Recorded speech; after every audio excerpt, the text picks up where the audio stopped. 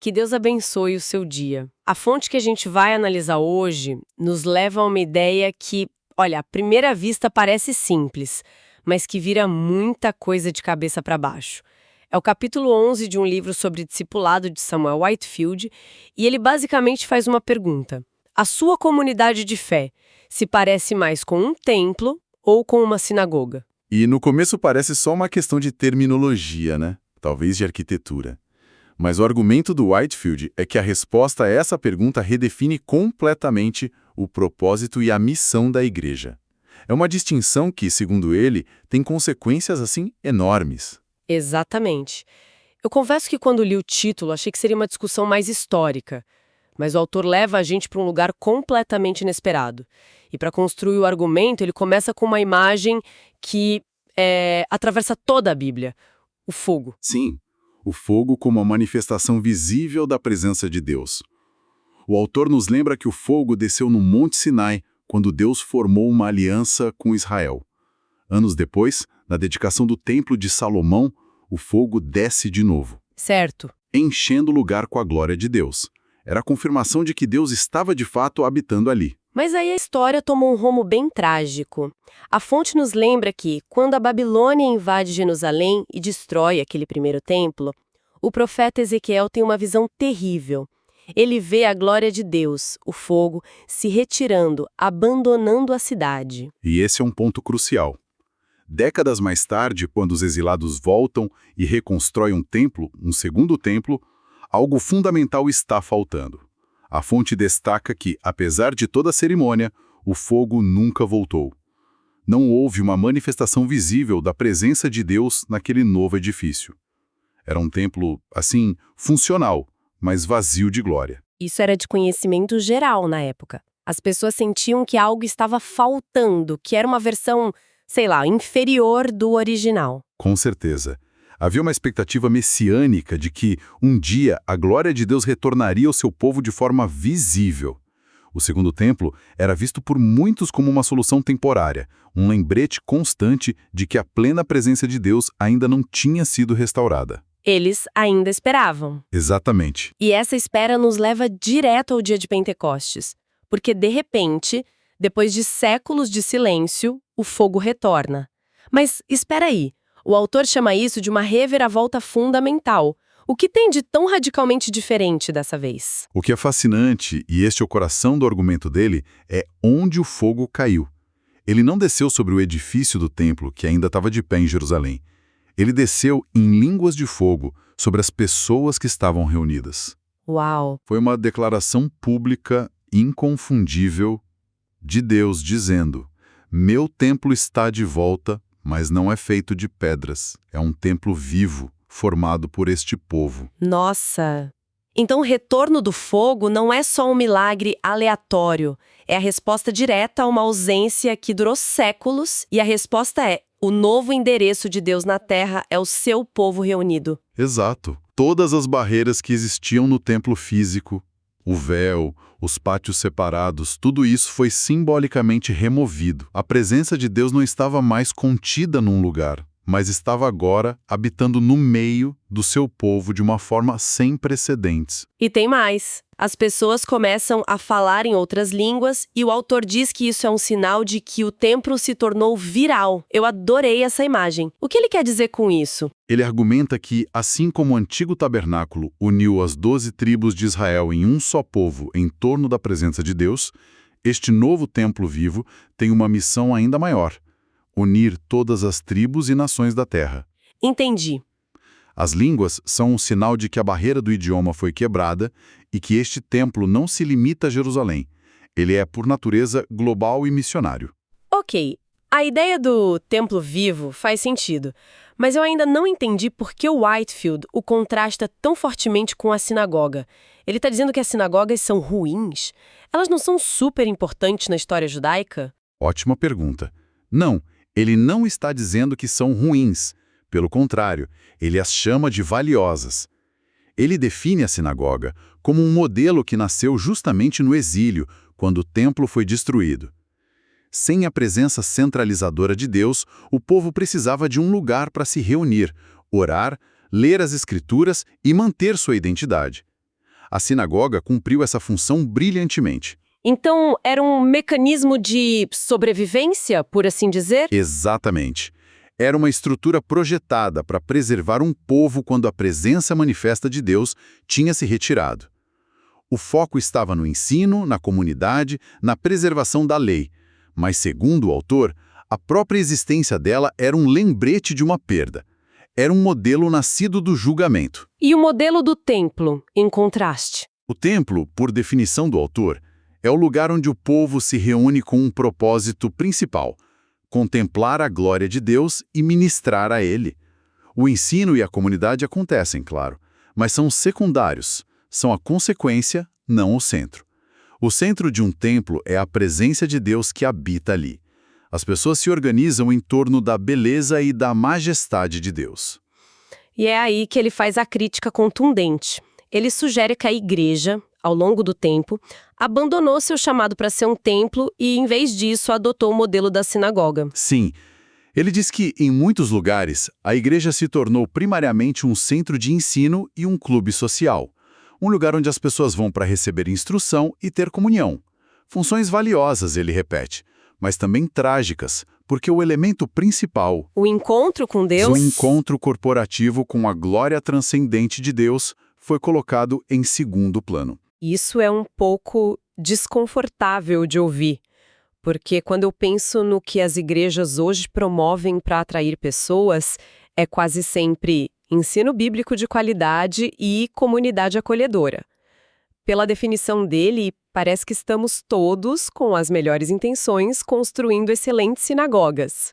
E ele aprofunda essa crítica com uma pergunta que ele diz que os líderes de igreja fazem. Eles perguntam: as pessoas gostaram do nosso culto? O sermão foi útil? A música foi boa? Mas ele diz que a pergunta que raramente é feita é: Deus gostou do nosso culto? Ele se deleitou com a nossa adoração? A palavra foi honrada? Uau! Essa é uma pergunta que dói um pouco.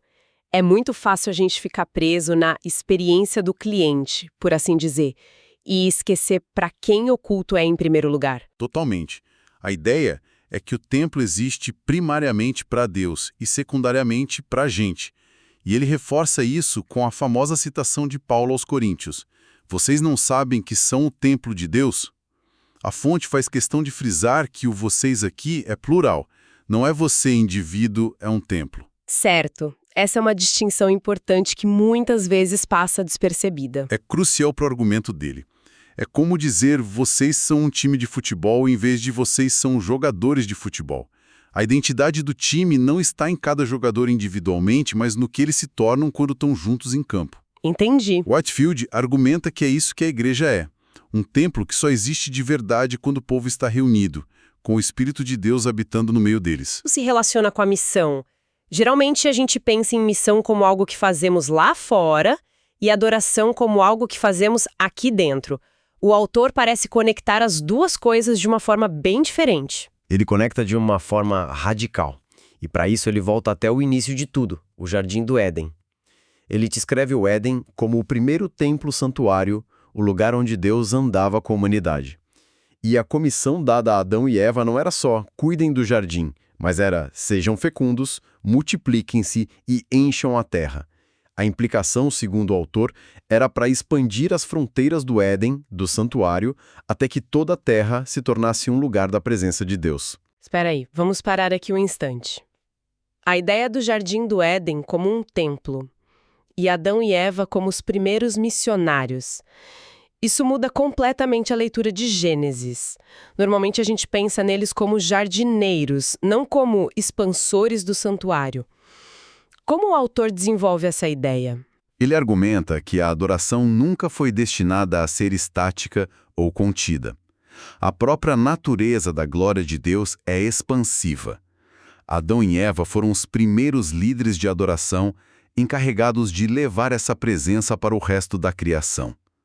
A missão, desde o início, é o transbordamento da adoração. Então, esse padrão continua ao longo da Bíblia. Sim. Ele mostra como Israel deveria ser esse templo-nação, uma luz para as nações, cuja adoração e sociedade deveriam ser tão belas que atrairiam outros povos. Era um modelo de missão atrativa. Certo. Mas no Novo Testamento, com o templo se tornando um povo móvel, o modelo muda. A missão não é mais venham e vejam, mas vão e levem. O templo agora é levado para as nações. Isso me leva a uma citação da fonte que, para ser sincera, eu tive que ler umas 3 vezes para absorver de verdade. O autor diz: a missão não é o objetivo final da igreja, a adoração é. A missão existe porque a adoração não existe. E continua: a adoração é suprema, não a missão, porque Deus é supremo, não o homem. A princípio, isso soa até errado. Como assim a missão existe porque a adoração não existe? É uma daquelas frases que reorganizam o cérebro, não é? O que ele quer dizer é que a missão é uma necessidade temporária desta era. Nós fazemos missão porque existem bilhões de pessoas que ainda não adoram a Deus. Mas quando esta era terminar, quando os redimidos de todas as nações estiverem diante do trono, a missão vai cessar. Não haverá mais necessidade de evangelismo, mas a adoração vai continuar para sempre. Entendi. Então a missão é o meio e a adoração é o fim. A missão é a ferramenta que a gente usa para construir o edifício da adoração global. Perfeitamente colocado. A missão existe para produzir mais adoradores que se deleitam em Deus. Isso reorienta tudo. E se a missão nasce da adoração, isso deve mudar drasticamente quem enviamos e como os enviamos. O exemplo de Atos 13 que o autor usa parece ser a prova prática de toda essa teoria. Exato. Ele nos leva para a igreja de Antioquia e destaca que Paulo e Barnabé não foram enviados por um comitê estratégico ou uma conferência missionária. O texto diz que, enquanto eles estavam ministrando ao Senhor e jejuando, o Espírito Santo disse: separem-me, Barnabé e Saulo. O que significa na prática um grupo de pessoas estar ministrando ao Senhor? Isso é cantar mais alto, orar por mais tempo. O que eles estavam fazendo? Não se trata de uma atividade específica no roteiro do culto. A ideia que o autor transmite é que o foco coletivo deles, na música, na oração, no ensino, estava tão intensamente voltado para a beleza e a glória de Deus que a presença deles se tornou o centro de tudo. Eles estavam funcionando como um templo de verdade. Exatamente. E é desse ambiente de contemplação corporativa, desse foco em Deus, que a iniciativa missionária mais importante da história foi lançada. Isso implica que muito do nosso treinamento missionário moderno pode estar focado na coisa errada. Talvez mais em estratégia e técnica do que em transformação pela contemplação. Exatamente a pergunta que o autor levanta. Ele questiona: estamos enviando pessoas que simplesmente têm informação correta sobre o Evangelho? Ou estamos enviando pessoas que foram profundamente moldadas pela contemplação de Jesus? Pessoas para quem o Evangelho foi, como Paulo disse, revelado pelo Espírito Santo enquanto olhavam para Cristo? A contemplação bíblica para ele não é um luxo, é um requisito para a missão do Novo Testamento. E a fonte termina com um alerta sobre algo que parece muito nobre, mas que pode ser perigoso. A nossa obsessão com o nosso chamado ou o nosso destino. Sim, é um ponto final muito perspicaz. Ele adverte que mesmo a missão pode se tornar perigosamente centrada no homem. Se a gente se engaja na missão principalmente para cumprir nosso senso pessoal de propósito, ou para realizar nosso chamado. A gente vai plantar igrejas que refletem isso. Exato. Serão comunidades mais focadas em autorrealização do que na glória de Deus. Quer dizer, plantaremos sinagogas centradas no homem, em vez de templos centrados em Deus. Nossa, faz todo sentido. A missão de Paulo não nasceu de uma fixação em sua tarefa pessoal. Nasceu de uma comunidade de adoração focada em Deus.